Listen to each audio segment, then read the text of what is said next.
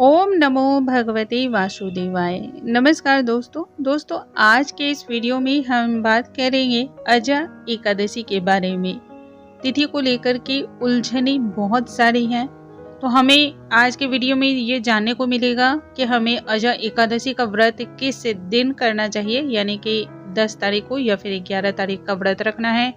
इसके साथ ही पूजा की विधियां क्या है, पूजा के लिए शुभ मुहूर्त क्या है, किन किन बातों का खास तौर पे ध्यान रखना है, पारण का समय क्या रहेगा, पारण में विशेषकर हमें किस चीज से पारण करना चाहिए, और भी ऐसी बहुत सारी जानकारियां आज के इस वीडियो में आपको मिलने वाली हैं। आइए वीडियो को हम स्टार्ट करते हैं।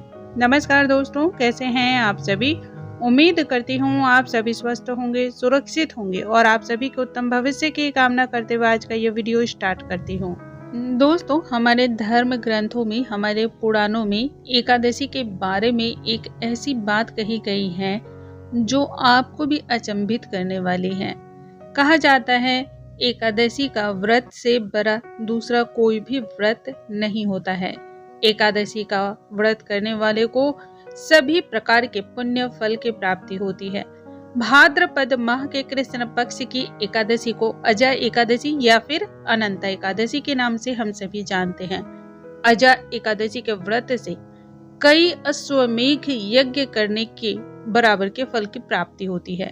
जिस व्यक्ति ने अपने पूरे जीवन काल में एकादशी का व्रत न किया हो, या फिर जिस व्यक्ति ने अपने पूरे जीवन काल में प्रदोष का व्रत न किया हो, उस व्यक्ति की सभी पूजा और पाठ जो होते हैं वो व्यर्थ हो जाते हैं।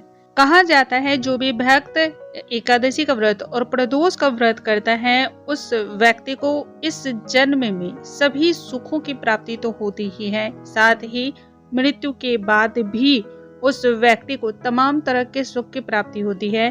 उस व्यक्ति के पाप नष्ट हो जाते हैं, मृत्यु के बाद वैकुंठ लोक में स्थान की प्राप्ति होती है। आज के इस वीडियो में अजा एकादशी की तिथि को लेकर के हम बात करते हैं। अजा एकादशी की जो तिथि आरंभ हो रही है वह 9 सितंबर को और दिन शनिवार रात्रि 9:17 पर शुरू हो रही है। एकादशी तिथि का जो समापन है वह 10 सितंबर रविवार को रात्रि 9:28 पर है। इस प्रकार से यदि हम देखते हैं तो उदया तिथि का हमारे धर्म ग्रंथों में मान दिया गया है, और उदया तिथि का जब हम मान रखते हैं तो हम देखते हैं कि व्रत जो करने की तिथि पड़ रही है वह 10 सितंबर को पड़ रही है। इस व्रत के पूजन पाठ को करने का जो शुभ मुहूर्त है, पूजा को करने का जो शुभ मुहूर्त है, जब आपकी पूजा सर्वाधिक फल आपको प्रदान करती है, वह समय सुबह 7:37 से लेकर के 10:44 तक का है। जितने भी साधु संत हैं या फिर सन्यासी हैं, वैष्णव जन हैं, वो सभी 11 सितंबर को महाद्वादशी में अजा एकादशी का व्रत को रखेंगे। अब इसके बाद हम जान लेते हैं कि पारण का शुभ समय क्या होगा। तो पारण का शुभ समय 11 सितंबर को सुबह 6:04 से लेकर के 8:33 तक रहने वाला है। अजा एकादशी, जिसे कि हम अनंत एकादशी के नाम से भी जानते हैं, इस दिन भगवान श्री विष्णु के ऋषिकेश जो स्वरूप है उनकी पूजा की जाती है। यह व्रत जो है सभी प्रकार की मुसीबतों, दुख, दरिद्रता और संकटों को दूर करने वाला माना जाता है। बहुत ही विशेष है। इस दिन आप यदि व्रत करते हैं, पूजा पाठ करते हैं, तो इससे आपके मानसिक, वाचिक और कायिक जितने भी प्रकार के कष्ट हैं उनसे मुक्ति मिलती है। सभी प्रकार के सुख की प्राप्ति होती है। यदि आपकी कुंडली में किसी भी ग्रह की अशुभता की वजह से परेशानी आपको हो रही हो, उनसे भी आपको जो है मुक्ति मिल जाती है। तो यह सभी तरह की समस्याओं का एकमात्र उपाय माना जाता है, जिसका सीधा असर हमारे मन, मस्तिष्क और शरीर पर पड़ता है। दोस्तों, इस दिन आपको जो है व्रत का नियम पूरी तरह से, पूरे मनोभाव से, श्रद्धा के साथ रखनी चाहिए। एकादशी का व्रत करने वालों को एक दिन पहले, यानी कि जो 10वीं तिथि होती है, उस दिन संध्या के समय से ही अन्न का ग्रहण बंद कर देना चाहिए। व्रत वाले दिन सुबह स्नान आदि करके नित्य क्रिया से निपट लें। उसके बाद आपको सबसे पहले व्रत का संकल्प लेना है। भगवान श्री हरि के सामने एक दीपक जलाएं और व्रत का संकल्प लें। क्योंकि बिना संकल्प के की गई पूजा आपकी व्यर्थ होती है। संकल्प लेने के बाद भगवान श्री हरि की, भगवान श्री विष्णु की विधि पूर्वक पूजा करें। लेकिन आप एक बात का ध्यान रखें, पूजा किसी भी प्रकार से की गई संपन्न की जाती है, भगवान उसको स्वीकार करते हैं, लेकिन पूजा में किसी भी प्रकार का संदेह नहीं होना चाहिए।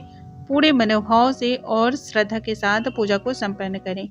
पूजा में कुछ सामग्रियां स्पेशल खास तौर पर अर्पण करनी चाहिए, जैसे कि नारियल, सुपारी, लौंग, पंचामृत, तुलसी का दल अवश्य होना चाहिए, चंदन का टीका, ये बहुत ही जरूरी माना जाता है। भगवान श्री हरि को उसके बाद धूप और दीप अर्पण करें। इसके बाद व्रत की कथा को अवश्य सुनना चाहिए। संपूर्ण लाभ के लिए व्रत की कथा को सुनना अनिवार्य माना जाता है। व्रत की कथा अपलोड कर दी जाएगी, आप उसका श्रवण कर सकते हैं। कहा जाता है इस दिन यदि आप किसी को व्रत की कथा सुनाते हैं अथवा स्वयं सुनते हैं या फिर इस कथा को कहते हैं तो ये बहुत अधिक फल प्रदान करता है। ऐसा व्रत और भी ज्यादा उत्तम माना जाता है। व्रत की कथा को सुनते समय हाथों में पुष्प, अक्षत या फिर किसी भी प्रकार की लौंग, सुपारी हाथ में जरूर रखनी चाहिए। खाली हाथों से व्रत की कथा नहीं सुननी चाहिए। उसके बाद भगवान से जितनी भी आपने पूजा की है उसमें किसी भी प्रकार की त्रुटि रह गई हो उसके लिए क्षमा याचना करें। उसके बाद आप भगवान श्री हरि की आरती अवश्य करें। आरती से पूजा में किसी भी प्रकार की त्रुटि रह जाती है, किसी भी प्रकार की गलती रह जाती है तो उन सभी की भरपाई हो जाती है। कहा जाता है इस प्रकार से की गई पूजा भगवान सर्वाधिक पसंद भी करते हैं। अब आती है बारी पारण की। इस दिन कोई और भी प्रकार के कार्य आप करें चाहे ना करें, लेकिन इतना सा कार्य तो जरूर करें। एकादशी का व्रत रखने वाले सभी व्रत करने वाले भक्तों को इतने नियम का पालन करना चाहिए। और व्रत के पारण से पहले किसी को भी, यदि ब्राह्मण हो तो बहुत अच्छा, और यदि ब्राह्मण नहीं हो तो किसी भी जरूरतमंद को भोजन अवश्य कराएं। उसके बाद ही व्रत का पारण करें। व्रत का पारण में सबसे पहले चरणामृत या फिर तुलसी का दल लें। दोस्तों, मुझे उम्मीद है आज की ये जानकारी आप सभी को बहुत अधिक पसंद आई होंगी। ऐसी और भी जानकारियों के लिए हमारे चैनल पे बने रहें। अगली वीडियो में हम फिर से मिलेंगे नई जानकारी के साथ। तब तक के लिए नमस्कार दोस्तों।